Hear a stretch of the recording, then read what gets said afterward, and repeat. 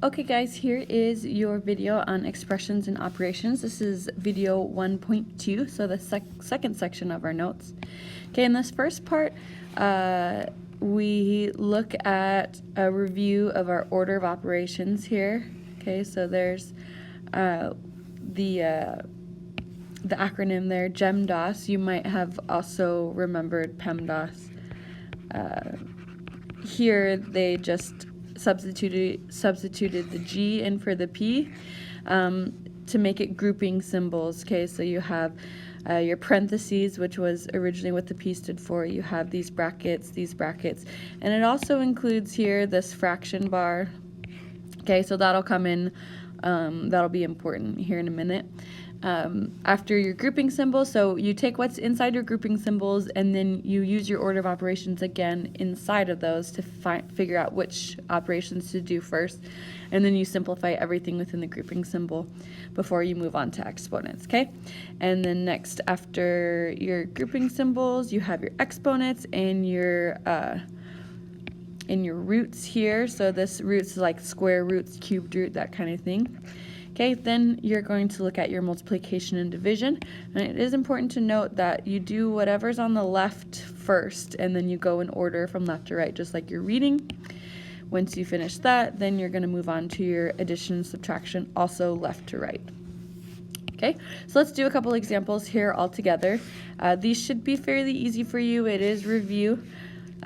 So what we're going to do here first is we're going to look at the grouping symbols here, this parentheses, okay, and we're going to take this down and we're going to simplify this first. So we have 11 minus 2 cubed. So if we're just looking at this 11 minus 2 cubed, we want to then apply our order of operations again. There's two things going on here. There's an exponent and there's a subtraction symbol, and we know that we're going to do the exponent first.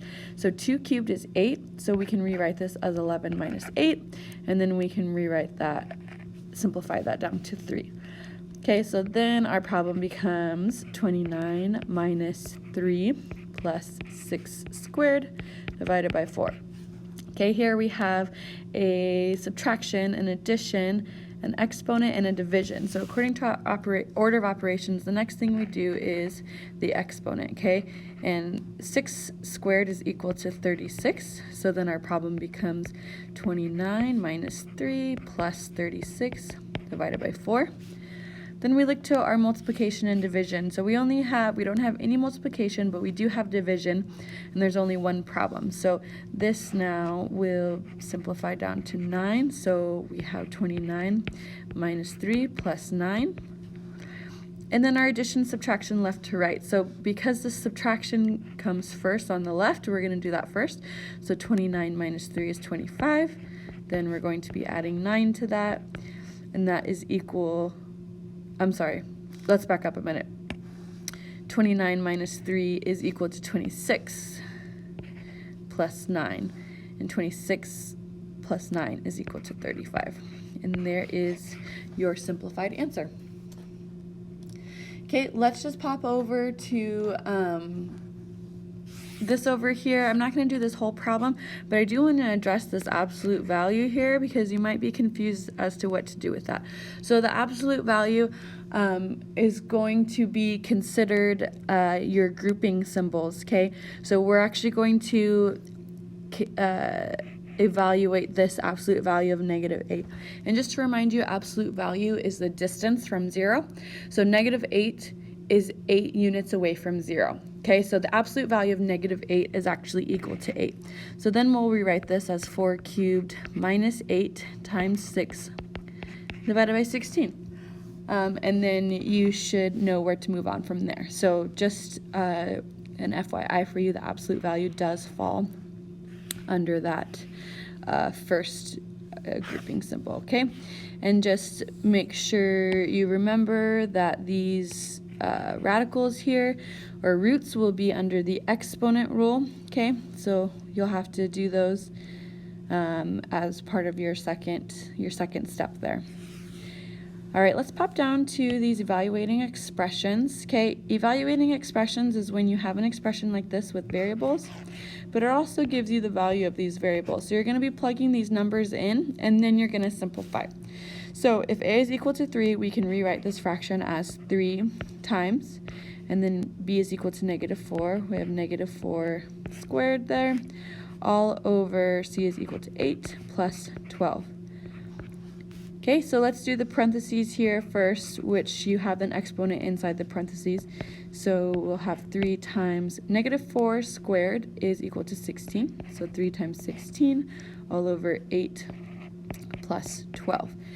Okay, and then I do want to go back up here to remind you that we had this grouping symbols and fraction bars. Okay, so the fraction bars you can think of as separating these two terms. You could even put some parentheses around each of these up here if you'd like to think of it that way, so that you know to do those separate operations there before the fraction bar.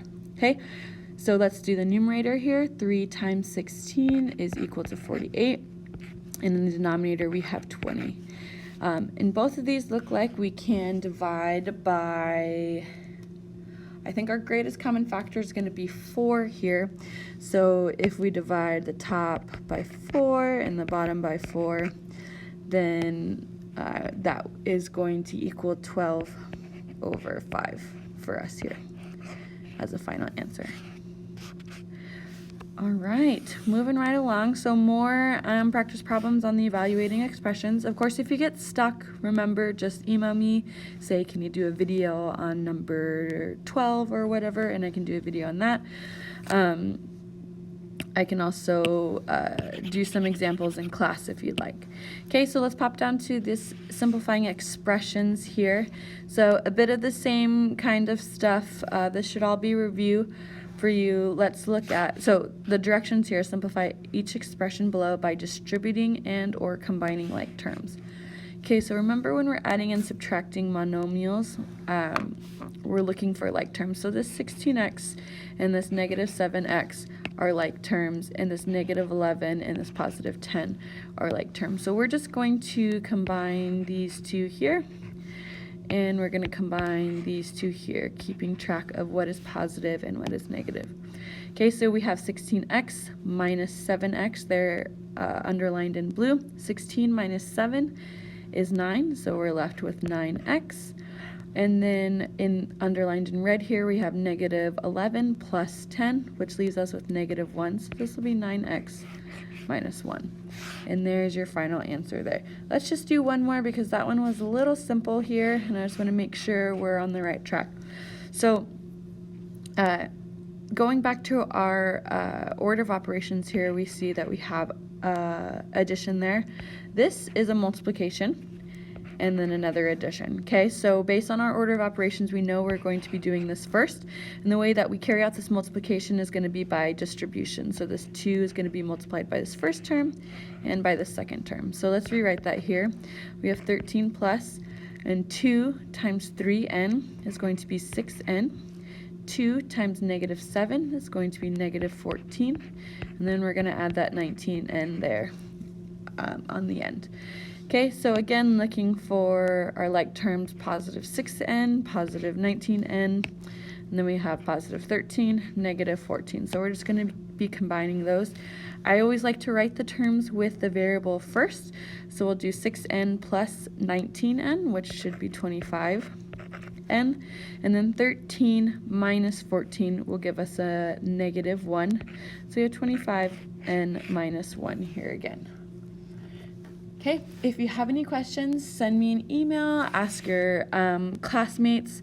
We can do some in class, but you should be able to finish these 2 sheets on your own for your notebook, and also homework number 2.